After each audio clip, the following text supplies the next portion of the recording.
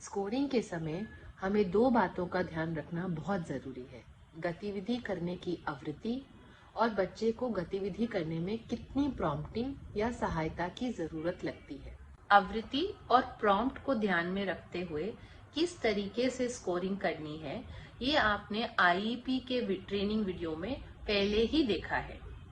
आइए देखते हैं कि क्लासरूम में, कक्षा में किस तरीके से ये स्कोरिंग देखी जाती है और किस प्रकार से इन चीजों को ध्यान में रखते हुए हमें स्कोरिंग करनी है।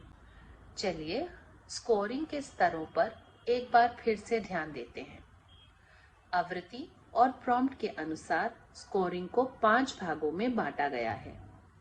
पहला है निर्भर, फिर है आंशिक रूप से स्वतंत्र जिसके 3 भाग हैं। पहला 1 से 35, दूसरा 36 से 70 और तीसरा 71 से 99। फिर आता है स्वतंत्र। हर बच्चा इसी स्केल पर आगे बढ़ता है, इसलिए ये जान लेना बहुत ज्यादा जरूरी है। अब देखते हैं कि बच्चे कक्षा में आवृत्ति और प्रॉम्प्ट को किस तरीके से दर्शाते हैं और ये स्कोरिंग कैसे आसान बनाई जा सकती है। आइए अब देखते हैं कि एक ही लक्ष्य जो है सरल आकार बताना, उसे करने के लिए हर बच्चे को अलग तरीके का प्रॉम्प्ट लगता है और बच्चा अपनी क्षमता अनुसार उसे अलग अलग आवृत्ति से करता है। प्रॉम्प्ट और आवृत्ति को ध्यान में रखते हुए पांचों में से किस स्तर में उसे बैठाना है, आगे के वीडियोस में दर्शाया गया है। इस बच्चे की गतिविधि को ध्यान से देखते हैं। हे कुठला शेप आहे? कौन सा शेप है ये? शेप देखो, कौन सा शेप है?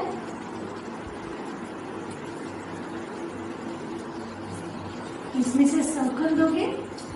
सर्कल फक्त एक पाहिजे, सर्कल पाहिजे, देणार? खरी बात.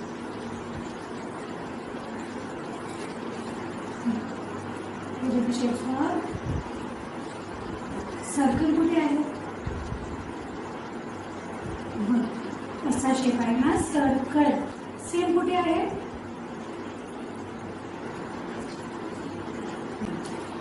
सर्कल. मॅच कर, मॅच सर्कल. हे काय आहे? सर्कल. अभी आपने देखा कि लक्ष्य था गोलाकार की पहचान करना। पहले टीचर ने आकार का नाम बताने के लिए बोला, फिर समझ में आया कि बच्चा नॉन वर्बल है। ऐसी परिस्थिति में टीचर ने बच्चे को 2 आकार दिए और गोलाकार उठाने के लिए बोला। पूरे ही समय चाहे टीचर कितना भी प्रॉम्प्ट दे रही थी, बच्चा गोलाकार उठाकर नहीं दे रहा था। फिर टीचर ने एक गोलाकार वस्तु को मैच करने के लिए बोला। ऐसे में भी बहुत सारे प्रॉम्प्ट देने के बाद भी बच्चे ने एक बार भी वो गतिविधि नहीं करी।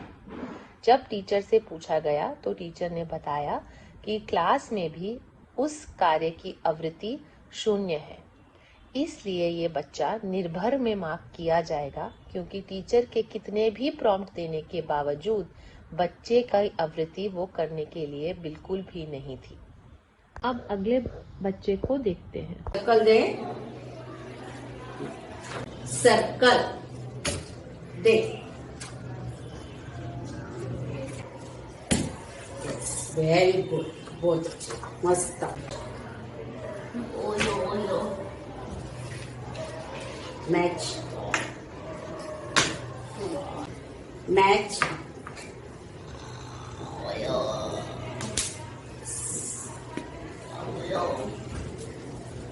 Match, match, match. इस वीडियो में जो बच्चा है उसे ऑटिज्म है और आपने देखा कि गतिविधि करते समय टीचर को बहुत सारी व्यवहार की मुश्किलें आ रही थीं, लेकिन लक्ष्य वही था, गोलाकार को पहचानना। बहुत सारे प्रॉम्प्ट देने पर भी बच्चे ने यह गतिविधि बहुत कम आवृत्ति से करी। आपने इस वीडियो में देखा, क्योंकि बच्चे को ऑटिज्म है, टीचर ने जो इंस्ट्रक्शन है वो बहुत ही सरल और स्पष्ट शब्दों में दिए और बच्चे से कार्रवाई करवा के ली। लेकिन बच्चे की करने की आवृत्ति यहाँ पर और कक्षा में भी कम है और प्रॉम्प्ट्स ज़्यादा लगता है, इसलिए ये बच्चा आंशिक रूप से स्वतंत्र 1 से 35 के अंदर मार्क किया जाएगा। अब अगले बच्चे का वीडियो देखते हैं। सर्कल दे दो, सर्कल सर्कल सर्कल। अच्छा, मैच करो, सर्कल मैच मैच करो, good job. Match, circle circle circle, ऐसा सर्कल। मैच करो, मैच करो, ये कहाँ है? सर्कल, ऐसा। Very good. इस वीडियो में आपने देखा कि बच्ची कई बार गोलाकार बता पा रही है, लेकिन कुछ बार वह गलती भी कर रही है। टीचर मध्यम प्रॉम्प्ट देके उससे ये गतिविधि करवा रही है। ऐसी परिस्थिति में जब बच्चे को मध्यम प्रॉम्प्ट देके बच्चा मध्यम आवृत्ति से कोई कार्यवाही कर पाए, तो हम उसको आंशिक रूप से स्वतंत्र में 35 से 70 के बीच में मार्क करेंगे। आंशिक रूप से स्वतंत्र का आखिरी स्तर देखते हैं। ये शेप का नाव का है। सर्कल कहाँ है? सर्कल किधर है? वो सर्कल नहीं है। देखो फिर से, सब दोनों कार्ड देखो। सर्कल किधर है? ये आता मैचिंग कर सर्कल। कुठला कार्ड वर जाणार? इस वीडियो में आपने देखा कि बच्चा ज्यादातर बार सही उत्तर देता है और सिर्फ एक बार उसने गलती करी, और टीचर के प्रॉम्प्ट पर ध्यान देना भी बहुत जरूरी है। इस वीडियो में टीचर ने बहुत ही कम प्रॉम्प्ट देके ये गतिविधि बच्चे से करवाई। ऐसे परिस्थिति में जब बच्चा बहुत सारी आवृत्ति में ये कार्यवाही करता है और उसे बहुत कम प्रॉम्प्ट की जरूरत लगती है, लेकिन अभी भी वह बच्चा स्वतंत्र रूप से हर बार हर परिस्थिति में वो गतिविधि नहीं कर पाता, तो हम उसको आंशिक रूप से स्वतंत्र में 71 to 99 के अंदर मार्किंग करेंगे। अब आखिरी स्तर की ओर बढ़ते हैं। ये कौन सा शेप है? सुपर। ठीक है, स्क्वायर और सर्कल हो गया। अभी हम इसमें देखते हैं। इसमें से दोनों शेप्स को देखो अच्छे से। सर्कल कौन सा है? मुझे दोगे? कौन सा शेप है ये? Super, high five. इस वीडियो में साफ नजर आ रहा है कि बच्ची को ये कॉन्सेप्ट पता है, उसे गोलाकार की पूर्ण जानकारी है। वो बता भी सकती है, वह मैच भी कर सकती है, और वो 2 आकारों में से गोलाकार को उठा भी सकती है। टीचर को कोई भी प्रॉम्प्ट देने की जरूरत नहीं और बच्ची हर बार ये गतिविधि करती है, इसलिए बच्ची को इसमें स्वतंत्र मार्क किया जाएगा। इन वीडियोस के माध्यम से हम आप तक एक और बात पहुंचाना चाहते हैं कि हर बच्चे का मूल्यांकन संभव है, चाहे बच्चे की जो भी परिस्थिति हो। बच्चे के व्यवहार की मुश्किल हो, बच्चा चंचल हो, बच्चा सहमा हुआ हो, बच्चे को ऑटिज्म हो या डाउन सिंड्रोम हो, बच्चा वर्बल हो या नॉन वर्बल, बच्चे की परिस्थिति के हिसाब से हमें बच्चे को प्रॉम्प्ट देना है। जितना प्रॉम्प्ट लगता है और जिस आवृत्ति से बच्चा वो गतिविधि करता है, उसके अनुसार दिए गए मार्गदर्शन पे आपको बच्चे को मूल्यांकन सूची में भरना है। स्कोरिंग में कुछ तकनीकी बातों के बारे में बात करते हैं। अगर किसी गतिविधि में आपने प्लस साइन दबा के टास्क एनालिसिस या गोल डिटेल डाला है, जैसे कि इस उदाहरण में जहां पर ऐसा कपड़ा पहनना है जिसमें कोई बटन, काज, हुक इत्यादि ना हो, और अगर गोल डिटेल ये डाला है कि पहले कपड़े की सही सान पहचानिए, फिर एक हाथ डालिए, फिर दूसरा हाथ डालिए और फिर टी शर्ट को नीचे खींचिए। अगर आपके बच्चे ने ये सारे कदम करना सीख लिया है तो क्या हम इसको स्वतंत्र में डालेंगे? नहीं। हमें सबसे पहले जांचना पड़ेगा कि बच्चा किस आवृत्ति से ये कार्य करता है और उसे कितना प्रॉम्प्ट लगता है। अगर आवृत्ति अभी भी 100% नहीं है और थोड़ा भी प्रॉम्प्ट लगता है तो हम बच्चे को आंशिक रूप से स्वतंत्र में रखेंगे। स्वतंत्र में हम तब डालेंगे जब ये सारे कदम बच्चा 100% आवृत्ति से करे और उसे कोई भी प्रॉम्प्ट ना लगे। अब एक शैक्षणिक लक्ष्य में गोल डिटेल के बारे में देखते हैं।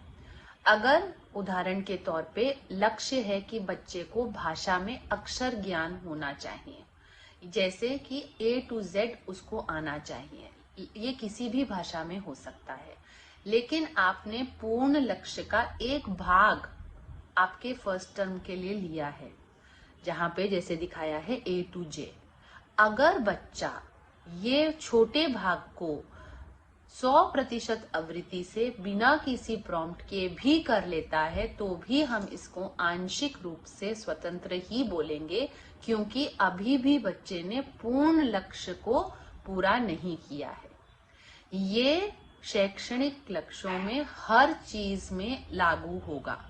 जब तक पूरे लक्ष्य की प्राप्ति नहीं होगी तब तक बच्चे को स्वतंत्र में नहीं डाल सकते। तो आप छोटे भागों को अगर बच्चा कर पा रहा है तो अच्छी बात है, लेकिन वो आंशिक रूप से स्वतंत्र में ही रहेगा जब तक पूर्ण लक्ष्य को प्राप्त नहीं कर ले। अब तक हमने स्कूल के लक्ष्यों में कार्यात्मक लक्ष्य और शैक्षणिक लक्ष्यों के बारे में बात करी। अब घर के लक्ष्यों के बारे में बात करते हैं। घर के लक्ष्यों की स्कोरिंग पालक की सहायता से करना बहुत ज्यादा जरूरी है। पालक अगर आपको किसी गतिविधि के लिए कोई स्कोर देता है तो उसको बच्चे के पूर्ण विकास के संदर्भ में देखिए। आपको स्कूल में क्या दिखाई देता है और पालक ने बच्चे को के बारे में क्या बताया है, ये साथ में देखना बहुत ज्यादा जरूरी है। अगर किसी गतिविधि पे पालक का दिया गया स्कोर आपके अनुसार बच्चे की प्रगति से मेल नहीं खाता तो पालक से प्रश्न पूछिए कि वह इस तरह का स्कोर किस लिए दे रहे हैं और उसके पीछे उनकी वजह क्या है। अगर पालक बताता है कि उनके हिसाब से बच्चे की किसी भी गतिविधि में कोई प्रगति नहीं हुई है तो उनसे पूछिए कि उन्हें किस तरह की मुश्किल आ रही है और उनको उसका समाधान देने का कोशिश करिए। निवासी स्कूलों में जो भी बच्चे के साथ काम करता है उनसे प्रश्न पूछ के गृह के लक्ष्य भरिए। अगर इसके बारे में आपको कोई भी शंका या संदेह है तो प्लीज अपने जोन कोऑर्डिनेटर को फोन करिए। थैंक यू, धन्यवाद।